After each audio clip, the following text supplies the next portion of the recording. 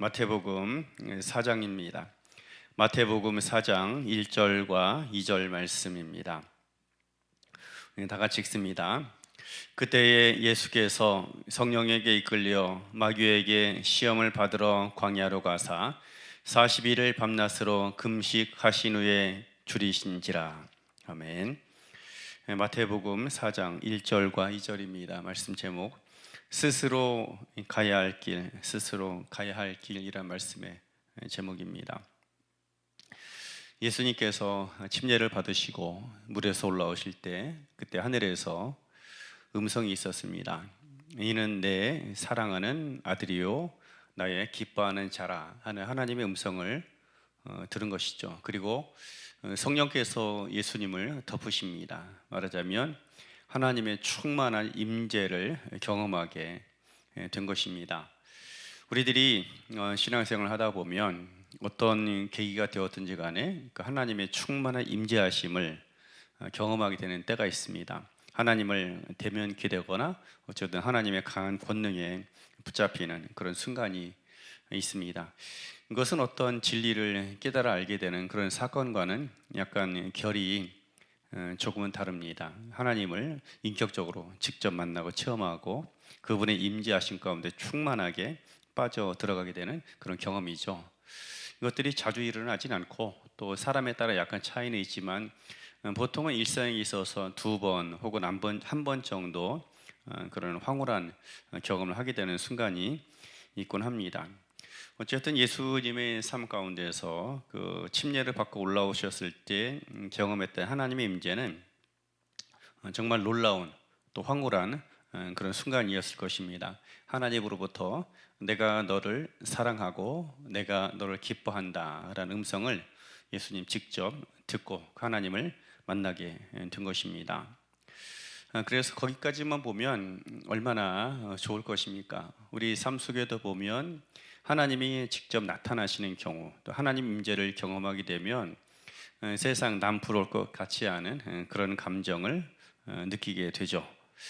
그런데 본문 말씀을 보면 그 놀라운 사건 이후에 난데없이 전 예상치 못했던 그런 사건의 전개가 이루어지게 됩니다. 4장 1절에 보니까 그때에라고 하죠. 예수님께서 놀라운 하나님의 임재하심을 경험했던 그때를 이야기합니다.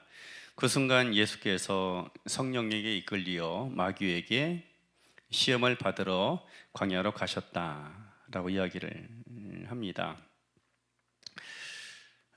놀라운 역사를 경험하고 나서 바로 예수님께 찾아왔던 것은 광야길 그 한가운데서 혹독한 그 사탄의 시험을 받으셔야 했다라는 것입니다. 그것도 본문 말씀을 다시 잘 보면 마귀가 예수님을 어떤 시험 가운데로 이끌어갔다라는 것이 아닙니다.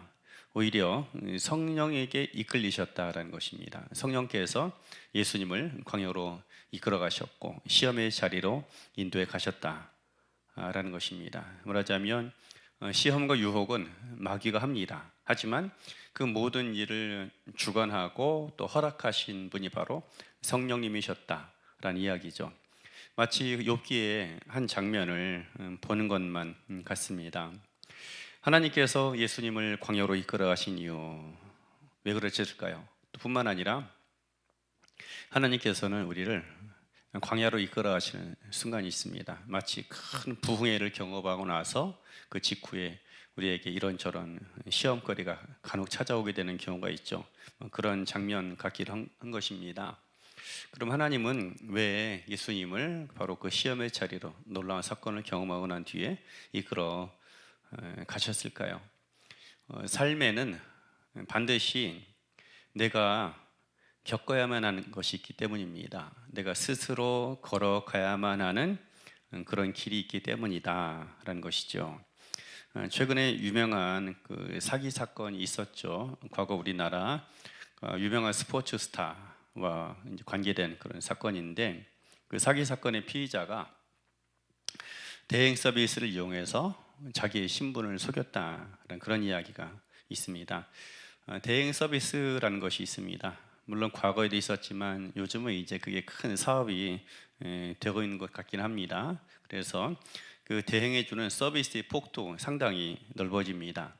일정 비용을 지불하면 자기 할 일을 대신해 주거나, 또 아니면 결혼식에서 뭐 신부의 하객을, 또 신랑의 하객을 대신해 주거나, 또 심지어는 신랑 신부의 부모님의 역할을 대신해 주는 그런 서비스도 있곤 합니다. 그래서 요즘은 일정 비용만 지불하면 반드시 내가 해야 될 일과 내가 가야 할 길을 대신 걸어가 주거나 해주는 일들도 얼마든지 할 수가 있을 것입니다. 그래서 특별히 하나님의 아들이다라면, 하나님의 아들이면 얼마나 대단한 그런 지위에 있는 것입니까? 우리가 생각하는 하나님의 아들은 그냥 하나님과 친밀한 관계 가운데 있는 아버지 아들 정도로 생각하기가 쉽습니다. 하지만 마태복음을 읽는 사람들, 대다수 그 당시에 마태복음의 수신자들은 유대인들이었습니다. 유대인들에게 하나님은 왕 중의 왕이시죠. 그리고 그 하나님의 아들이라는 것은 하나님의 모든 왕권을 이어받을 차기 통치자를 이야기합니다. 그러니까는 하나님의 아들이라는 것은 왕 중의 왕의 자리에 올라갈 사람인 것입니다. 대단한 지위를 가지고 있는 것입니다. 그럼 그처럼 귀하고 소중한 분이라면 앞으로 예수님께서 가시는 모든 길들을 하나님께서 대신 대행해주고, 또 대신 감당해주고, 또 아니면 천사들을 보내서 그 일을 대신해 줘도 무방할 것 같습니다. 그런데 하나님께서 그렇게 하지 않으셨다라는 것이죠. 예수님께서 직접 그 길을 걸어가셔야만 했고, 심지어 시험과 유혹의 길에 하나님은 예수님을 이끌어 가셨다, 몰아가셨다라는 것입니다. 우리의 삶 가운데서 분명 하나님께서 우리를 사랑하심으로 우리를 위하여 대신 해주시는 것이 있습니다. 예수님의 사역과 또 우리의 사명, 예수님의 갈 길과 우리의 갈 길은 같은 것도 있지만 때로 다른 부분들 분명히 있죠. 말하자면 하나님은 예수님께서 하셔야 될 일 가운데 절대로 대신해 주시지 않으신 것이 있는가 하면 우리 삶 속에서 반드시 대신해 주신 것이 있습니다.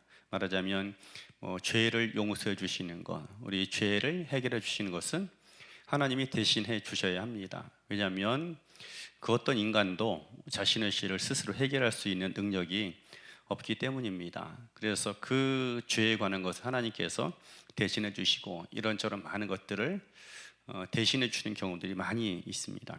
우리의 짐을 져주기도 하고 또 우리 대신 수치와 모욕을 겪기도 하십니다. 하지만 분명한 것은 우리가 직접 걸어가야 되고 직접 겪어내야 할 것들도 역시 있다 하는 것입니다.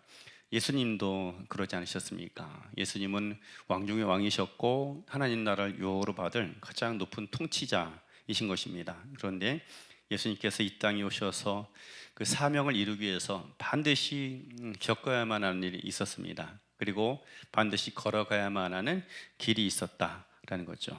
말씀을 다시 보면 예수님께서 40일간 금식을 하셨고, 또 예수님 그 금식하셨던 장소가 어디냐? 바로 광야길이었다라는 것입니다.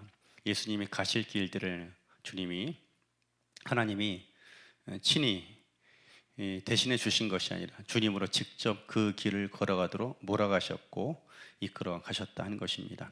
그래야만, 그 광야에서 보내는 시간이 있어야만 예수님은 이 땅에 오셔서 감당해야 될 사명과 일을 온전히 이루실 수 있었기 때문입니다.